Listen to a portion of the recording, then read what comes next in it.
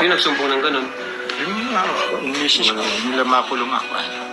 Hello guys, sa mapagpalang araw po ang bawat isa sa atin. Bago natin umpisa ng ating paksa for today's video, please subscribe po sa aking YouTube channel and click na rin po natin ang notification bell upang ma-update po tayo. Tuwing po ako ay nag-upload patungkol po sa Team Kalingap. At yun nga po guys ay pag-usapan po natin dito sa dito sa bagong inamin po ni Tatay Nestor kay Kalingap Rab. Dito po sa latest upload po ni Kalingap Rab ay nabanggit po ni Tatay Nestor kung sino po ang nagkalat or nagsabi o nagsumbong po sa barangay na ginalaw po itong si Rina or minumolestya. So kaya pala po guys na sobrang sakit para kay tatay at maiyak-iyak tuwing maalala po niya ito.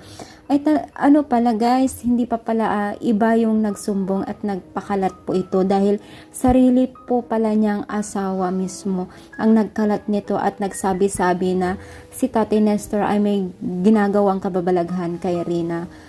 Kaya pala guys na kung makikita natin itong video na ito sobrang sakit. Parang ramdam po natin yung sakit na nararamdaman ni Tatay Nestor. Kaya pala paulit-ulit niyang sinasabi kay Kalingap Rab na wala siyang ginagawa kahit anong doktor, kung sino man ang pinaka-expert. Yung pala si Rina din pala ay pina-check up din pala at marami din pala nga hindi naniniwala or mas marami pong hindi naniniwala na hindi magagawa ni Tatay Nestor dahil alam naman po natin siguro na mas marami nakakilala na talagang mabait itong si Tatay Nestor at talagang kitang-kita naman po natin kung gaano niya kamahal itong si Rina tapos pag-iisipan pa ng mismong asawa niya at siguro yun na yung way ng asawa niya upang lumayo sa kanya.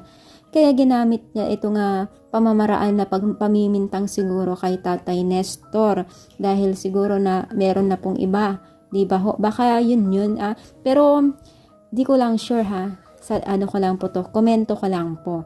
Sobrang sakit talaga ito para kay Tatay Nestor dahil sobrang mahal niya itong si Rina Kayo guys, sana pag-pray natin po si Tatay Nestor at Rina na sa mabuti silang kalagayan at malampasan lahat ito at nakikita naman po natin na malapit na po nilang malampasan yung pagsubok na kanilang natatamo.